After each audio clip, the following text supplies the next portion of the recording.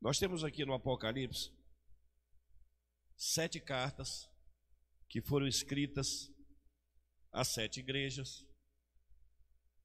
E as igrejas são chamadas de candeeiro. Por isso que Jesus disse para nós: vocês são a luz de quê?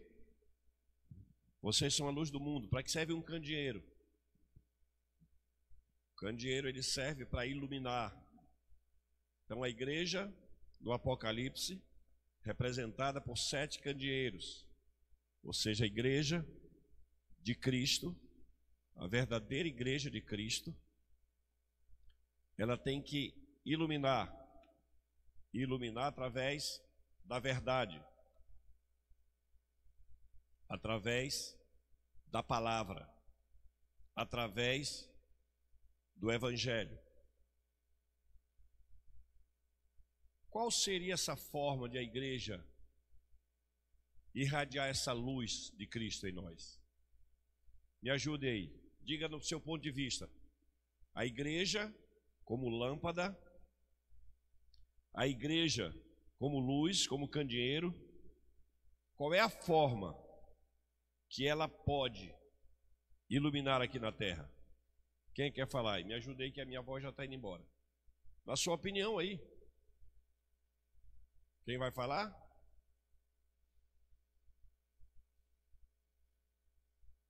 Pregando o evangelho para ali, quem mais? Se importando com vidas, para cá, para esse lado. Você é a igreja... Testemunho, que mais? Amando o próximo. Jesus diz assim: assim também, Mateus, livro de Mateus, brilhe a vossa luz diante dos homens, para que glorifique o Pai que está nos céus.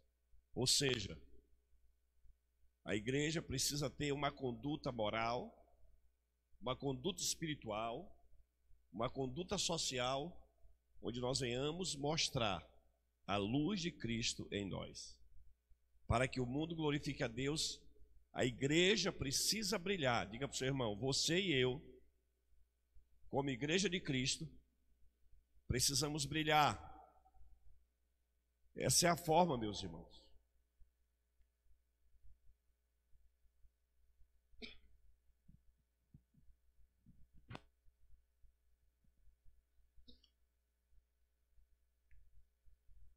Não se utilizar apenas estando lucro, porque muitas igrejas elas têm sido dado mau testemunho, porque elas querem somente a palavra e deixaram de mão. Falar da salvação, falar do Apocalipse, para que a gente entenda o que está no mundo, para que a gente entenda o que está na palavra, o que está se cumprindo, eles têm deixado de falar, né? E aí ela me falou isso, aí eu estou sendo porta-voz que ela falou. Quando uma igreja ela deixa de ser luz, ela perde o foco do evangelho, ela perde a proposta de pregar a verdade do evangelho, porque a verdade do evangelho é dolorosa, porque não existe transformação sem dor. Quando a igreja deixa de ser um ambiente onde Deus é adorado, quando a igreja perde a visão de que ela está aqui para ganhar outras pessoas para Cristo através da sua conduta, já não é mais igreja. Muitas igrejas, vamos colocar assim, que a gente fala igreja, templo, né? Mas muitas denominações, amados, já não são mais a igreja de Cristo. Deixaram de estar no contexto do reino de Deus e se tornaram reino de homens. Lá não é mais culto, é show. O pregador não prega com liberdade, ele prega de forma manipulada. O pregador não tem a liberdade de trazer a palavra de Deus, ele traz palavra que agrade as pessoas. O altar, que a gente chama errado, isso aqui não é o altar, isso aqui é um púlpito, o altar é essa plataforma. O altar virou um palanque, onde os políticos hoje vão lá e pregam as suas mensagens políticas e dão dinheiro por trás para a igreja. E muitos vão ali para fazer show. Ela toma a forma do mundo. Ela traz as inovações do mundo, as inovações pecaminosas. Eu não estou falando de coisas boas. Tem um bom som, uma boa iluminação, bons equipamentos, tudo isso vale. Mas não é isso que nós estamos vendo. A igreja se desencarrilhou tanto que ela está negociando os valores. Jovens da nossa época não precisavam de batidão para estar na igreja. Hoje, a igreja fazem batidões para atrair os jovens. O centro da atração do evangelho é Jesus Cristo.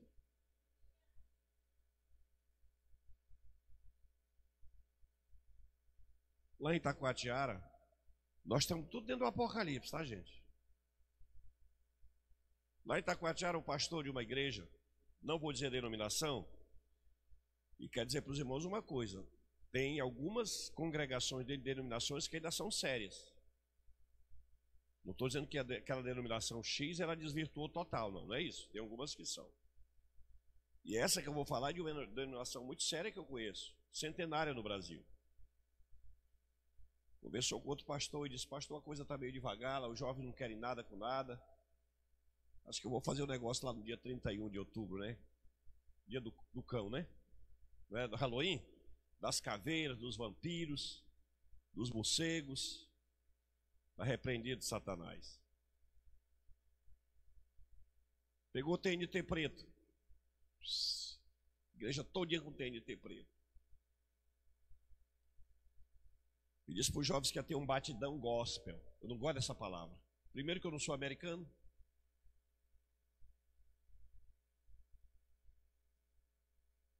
E as pessoas não percebem que o diabo vai pegando essas coisinhas que é para a gente. Fulano, antigamente, na nossa época, que ser crente era para cabra macho mesmo. Tu é crente? A gente respondia que era crente, eles faziam um verso, né? Não precisa falar. Fazia um verso, não era, Elisângela? Eu gosto de falar sempre com a Elisângela que ela é antiga. Então vamos lá. Tu é crente, né? Tá. Aí vem gospel. O caba não sabe falar nem português, que diz fumo, quer falar inglês. Mas o diabo sabe que engana. Música gospel. Até nos bares.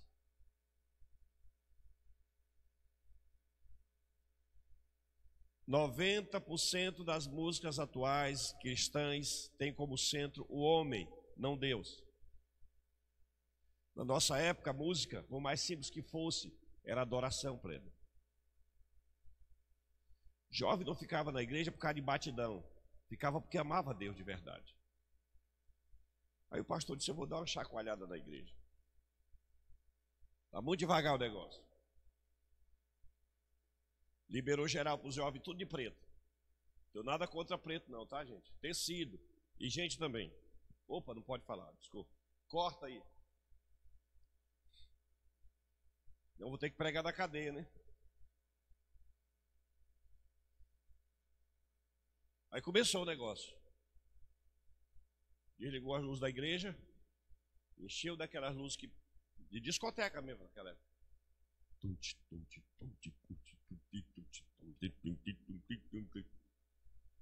O primeiro que entrou no templo foi o diabo. Esperou os jovens lá dentro. Viu, Isaías? Não foi nem o porteiro da igreja não, porque o diabo não precisa de abrir a porta para ele entrar. Aí os jovens chegaram lá. E o som comendo e os jovens tudo sem cadeira na igreja. Mover gospel. Daqui a pouco, meia hora de batidão. Sabe o que aconteceu, igreja? Os jovens tudo possesso, tudo endemoniado. E o pastor desesperado ligando para os outros pastores para ir lá socorrer.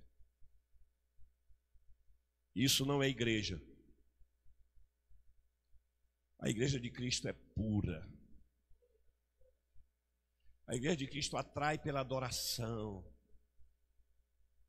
As coisas de Deus confortam, dão paz.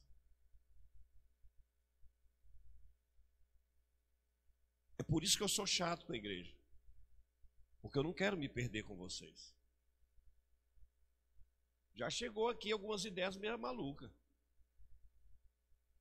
Pastor, que tal que você fizer assim, assim? Eu digo, quando você for pastor em algum lugar, faça lá na sua. Aqui não.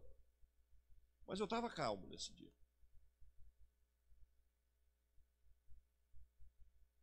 Aí, vamos fazer o seguinte, pastor. Vamos fazer o culto do samaritano. Quem conhece o culto do samaritano aqui? Vou explicar para você. Israel, através de Jeroboão, foi tomado cativo pela Síria. E aí, o rei da Síria disse assim: como é que vamos fazer com esse povo? Vamos criar o culto misto. Eles adoram a Deus e ao mesmo tempo adoram Satanás. E o povo entrou na onda. Procure lá no livro de Reis, que está lá, culto misto dos samaritanos. Com a mão direita serviu a Deus, e com a mão esquerda serviu a Baal, a Astarote, a um monte de porcaria, tudo entidades demoníacas. Aí o que algumas igrejas hoje estão fazendo? Faz o culto normal assim, ó. A ele a glória, e choram. Agora, gente, lá para baixo, lá é que o negócio vai pegar. Aí lá embaixo tem discoteca para jovens. É a primeira vez que você está ouvindo isso, amado? Ou você já ouviu alguns zum por aí? Isso é a igreja de Cristo? E assim, se alguém está em Cristo, nasceu de novo, é nova criatura. As coisas velhas passaram, tudo se fez novo, vida nova em Jesus. Então, meu irmão, viva isso. A santidade, a seriedade, a decência, a força. O testemunho de uma igreja não se mede pelo tamanho dela.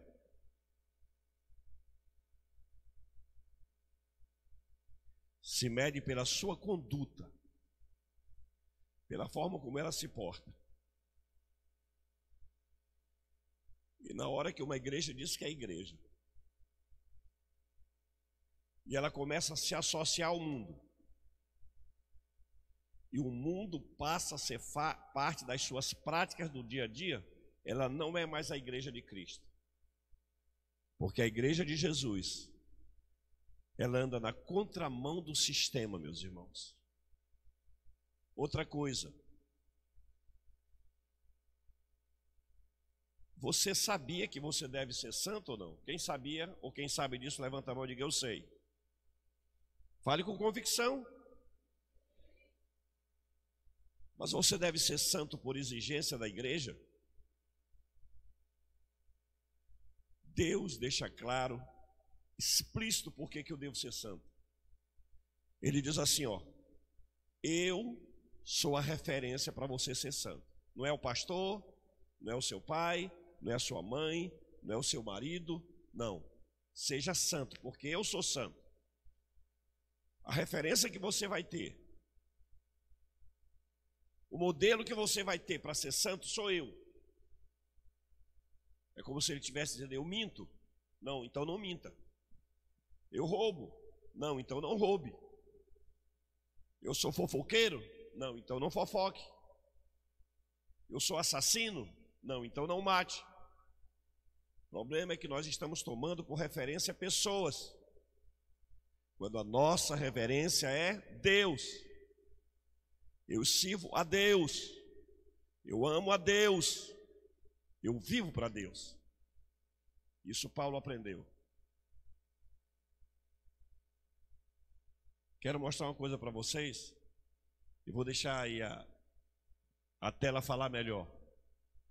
As 7 cartas, vamos observar de uma por uma o que Deus disse para cada uma delas através de Jesus e através daquela carta que foi enviada às igrejas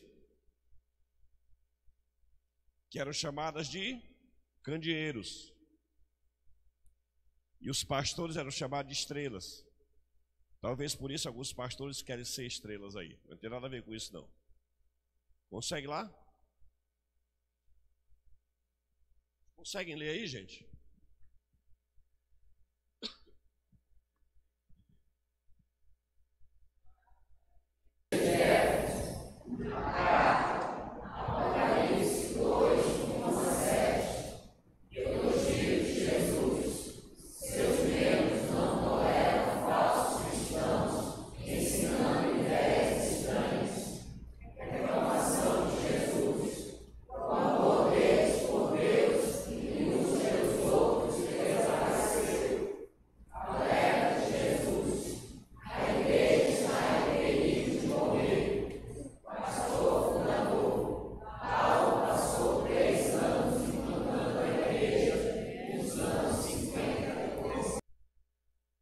Pode deixar lá um pouquinho ainda. Essa parte aqui não é tão relevante.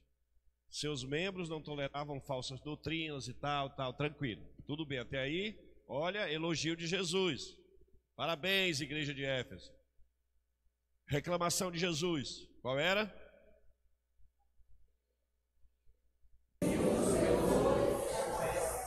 Era tudo mecânico. Yeshua mão para cima. Acabou Yeshua para baixo, tudo mecânico. Não era por amor. O amor por Deus e pelas pessoas havia acabado, esfriou o Deus. Qual era o menino dessa igreja? Ela estava lá, morrer, acabar. E é aquilo que eu digo. Às vezes a instituição continua, mas a igreja veio para morrer. A essência dela. A identidade dela não existe mais. Está lá. Mas ela não é mais a igreja de Cristo. Paulo, no verso 3, lá. Passa aí um pouquinho para a gente ver o que é que nós temos. A terceira maior cidade depois de Roma é Alexandria, Egito, né? Motivo da fama aí tinha templo de Artemis, uma das 7 maravilhas do mundo. A fé principal era em Artemis, ou seja, a idolatria imperava lá em Éfeso, deusa da natureza. E mais algumas coisas aí que não são tão relevantes. Passa para a próxima igreja. Esmirna. Gente, eu queria que vocês lá atrás lessem também. Me ajudem, pelo amor de Deus. Leiam, por favor, ou vocês não estão enxergando lá atrás. Vamos lá, o que que diz a igreja de Esmirna?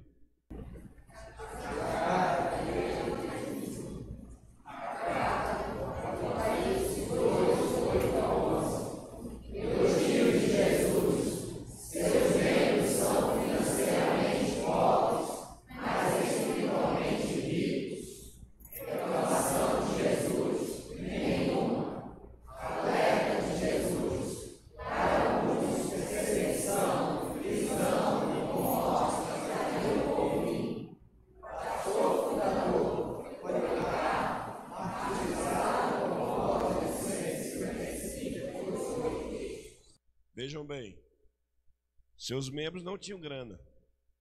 Pessoal pobre, quer dizer, pobre é Satanás que não tem nem a chave da casa dele. Pessoas humildes de condição financeira, mas eram pessoas o que, gente? Vocês querem ir embora, minha gente? Por que não responde o que eu pergunto aqui? Eu estou forçando minha voz. Está aqui o texto falando. O que é isso aí? Ah, tá. Obrigado. Os membros, financeiramente, eles eram de pouca condição. Mas eles eram o quê? Tem gente achando que a igreja se mede pelo que ela tem dinheiro, pelos templos, megas templos. Ah, gente. Uma igreja humilde, Esmirna. Talvez não fosse tão grande, talvez menor que a nossa. Talvez a oferta lá fosse bem devagar. Mas eram pessoas de oração. que se amavam de verdade, que amavam a Deus de verdade, que eram fiéis. Jesus avisou que viria perseguição. Vocês acham? Olha a comparação. Esmirna, uma igreja espiritualmente rica, viria perseguição. Será que a igreja de Éfeso suportaria a perseguição de Esmirna? Não suportaria. Por quê? Porque a igreja de Éfeso era uma igreja de status. Já tinha sido uma poderosa igreja. E olha, diz a história que por lá passou Paulo, que foi o fundador, Maria, seus irmãos e muitas pessoas da época de Jesus congregaram nessa igreja. Timóteo também foi pastor, quer dizer, era uma igreja que tinha assim tinha tudo para ser uma igreja das melhores da época, mas ela foi reprovada pelo Senhor. Agora olha que coisa interessante. Não tinham dinheiro, não tinham posse, mas Jesus não reclamou de nada deles, estava tudo 100%. O que é que Jesus está reclamando da nossa? Irreverência, falta de temor, infidelidade dos dízimos e ofertas, falta de adoração genuína? Eu não sei, mas se ele olhar só para mim, o que ele diria? Não tem nenhuma reclamação para fazer de você, filho? Será? Isso é coisa para mim e para você pensar. Temos compartilhado um amor dele onde passamos. Temos sido luz. Que coisa maravilhosa.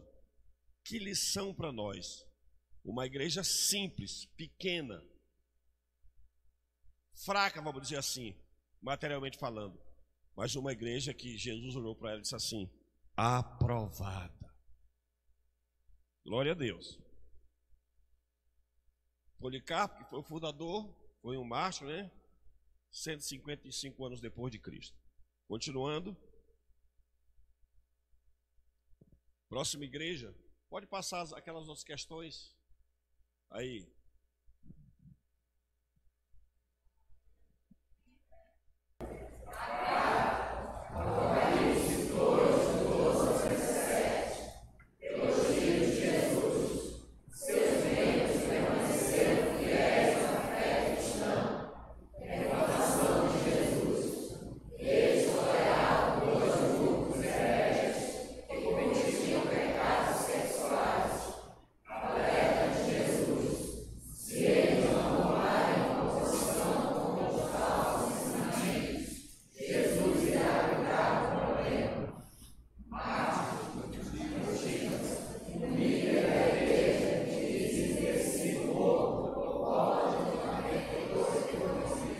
Estamos analisando as 7 cartas do Apocalipse, estamos na terceira. Olha só, seus membros permaneceram fiéis, ou seja, não apostataram da fé. No entanto, toleravam 2 grupos. Não vou falar hoje deles, na outra quarta-feira, se Deus quiser botar com a voz melhor para falar, que nós vamos para a Bíblia. Esse material aí é uma espécie de uma estatística, mas depois nós vamos na aplicação espiritual na palavra. Eles toleravam 2 grupos de hereges, ou seja, aqueles que pregavam dentro da igreja falsas doutrinas e cometiam pecados sexuais mesmo. Isso aí não é nada, como é que se diz, figurativo, não. Literalmente havia prática de pecado nos cultos. E a gente vai ver melhor isso aí depois. Olha o alerta de Jesus. Se vocês não tomarem uma posição, eu vou tomar. Se vocês não tomarem uma posição, eu vou entrar com uma correção, com uma disciplina. Então, aí está a terceira igreja. Vamos para a quarta igreja. Igreja de Tiatira.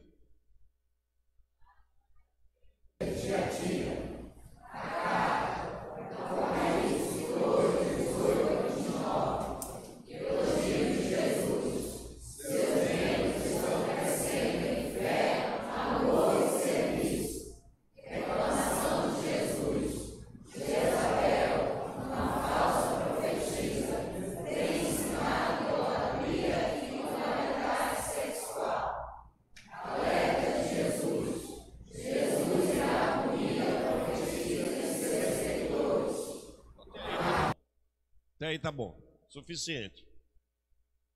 Olha só. Seus membros, vejam, gente, que às vezes a gente olha para a igreja, vê alguma coisa acontecer e diz assim, tá tudo 100%. Mas vocês lembram que aquele que passeia, que é o que a gente vai falar na outra quarta-feira também, no meio dos candeeiros que são as igrejas, ele tem os olhos de fogo? Lembram disso que eu falei? Ele é que sabe a real situação da igreja. Que parece que está tudo bem às vezes para a gente. Então vejam aqui. Crescendo em fé, amor e serviço. Era uma igreja de Tiatira. Estão crescendo na fé, no amor e no serviço. Reclamação de Jesus. Jezabel. É claro que isso aqui aponta para aquela Jezabel lá do Antigo Testamento também, mas a gente vai estudar melhor depois. Uma falsa profetisa. Tem ensinado idolatria e imoralidade sexual. Achamos mais uma vez isso aí em uma outra igreja, ó, imoralidade sexual. Isso aí a gente vai ver com mais calma depois. O alerta de Jesus. Jesus irá punir a profetisa e seus seguidores. Coisa séria. É por isso, gente, que quando alguém chega aqui para pregar nesse altar, a gente sabe quem é, de onde vem, sua conduta, sua origem, sua fé. E para quebrar o gelo um pouquinho, nós estávamos com 3 anos de funcionamento da igreja lá na Rua Belém 257, Senhora das Graças. A Eliana se converteu, acho que tinha 1 ano de convertida. E toda vez que quando a gente se converte, a gente fica alegre, quer falar para todo mundo que aceitou Jesus, que é cristão, que é crente. Aí um amigo dela soube e disse, Eliana, eu quero ir lá conhecer a tua igreja. Lembra dessa história? Aí nós chegamos um pouquinho mais cedo. A Eliana me apresentou, eu sentei assim para conversar com o rapaz dentro do culto. E aí ele falou o nome dele, disse qual era a igreja que ele frequentava e tal, e tal, e tal. E aí quando terminou assim, ele pregou no meu ombro, obrigado pela bala, melhorou, não foi? Já estava ficando um pato rouco. Tua mão no meu ombro e disse assim, pastor, eu queria que o senhor preparasse a igreja aqui, porque eu vou vir aqui pregar. Eu disse, ele não sabe com quem ele está falando, meu pai. Mas tudo bem. Vem cá, Edivaldo, por favor. Fica bem aqui.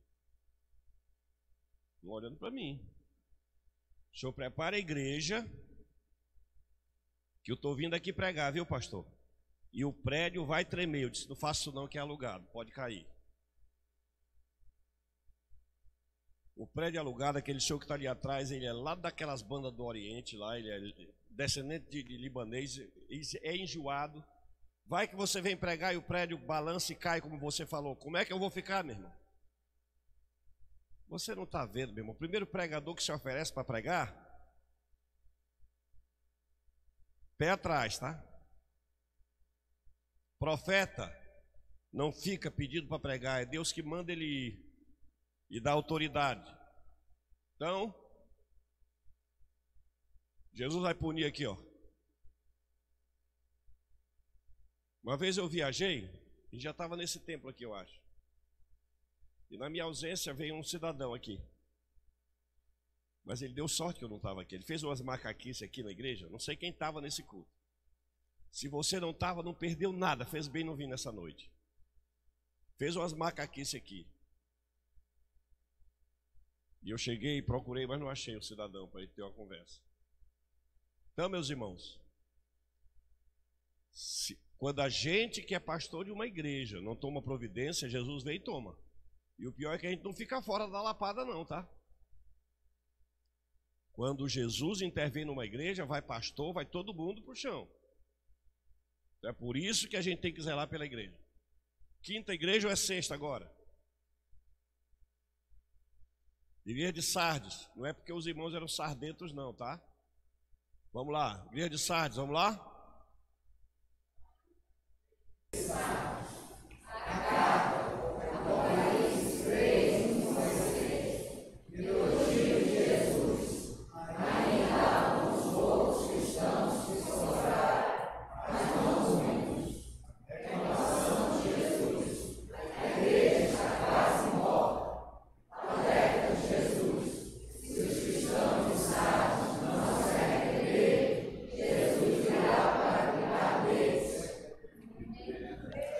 vendo aí? Olha lá. Jesus diz assim: vocês estão fazendo comigo o que faziam na época de Isaías. Me louvam só com os lábios, mas o coração está longe de mim. Vocês estão quase mortos espiritualmente.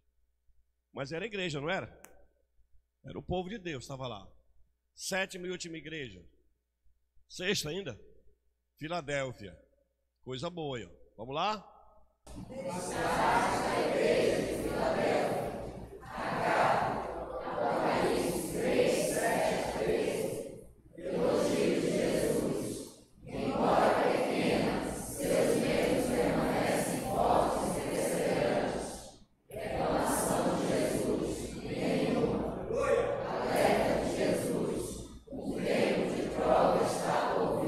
Tá vendo aí? Olha aí.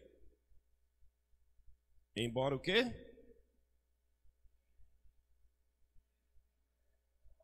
É isso aí, gente.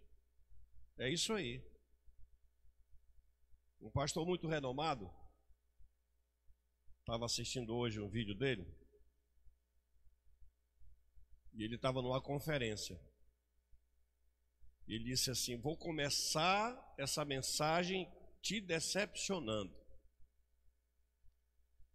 Se você veio aqui para essa série de conferências achando que eu vou falar para você só de coisa boa, você vai sair daqui muito decepcionado. Porque eu vou falar do Evangelho. E o Evangelho é sacrifício. O Evangelho é dor. O Evangelho é entrega. O Evangelho é renúncia. Você não vai ouvir aqui eu falar durante esse tempo sobre dar e receber, prosperidade, fazer barganha com Deus, dar 100 para receber 1000. Você não vai ouvir isso.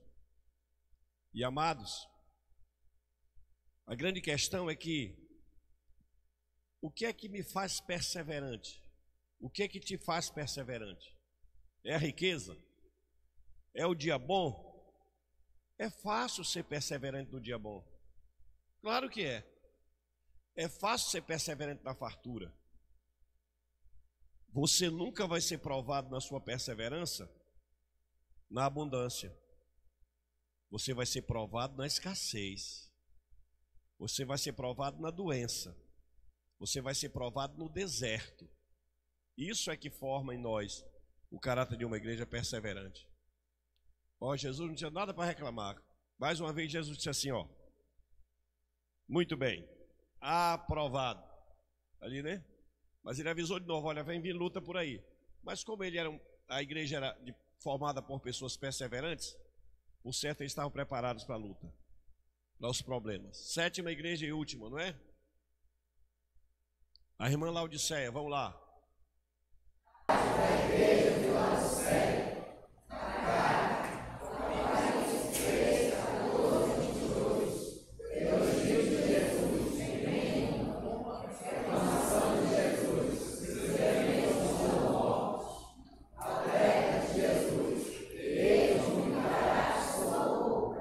Olha aí, gente. Meu Deus. Elogio. Só que para nós e o povo lá da rua, vocês não estão valendo nada. Foi o que Jesus disse para essa igreja. Senhor, dá uma nota aí de 0 a 10, 0. O que o senhor acha de nós? Péssimos. Você viu que as outras igrejas tinham uma coisa boa aqui, uma coisa boa ali, um negócio. Tinha uns pecados. Prostituição, lascívia, idolatria, falsas doutrinas e tal. Mas mesmo assim, tinha coisa boa. Olha essa aqui, gente.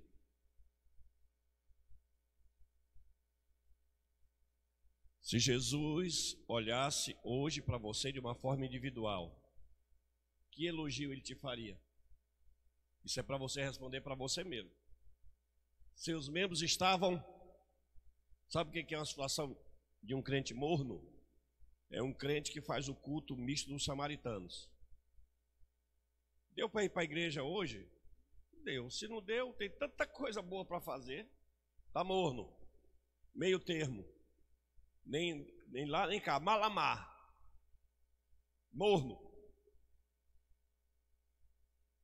Gente, essa frase é complicada.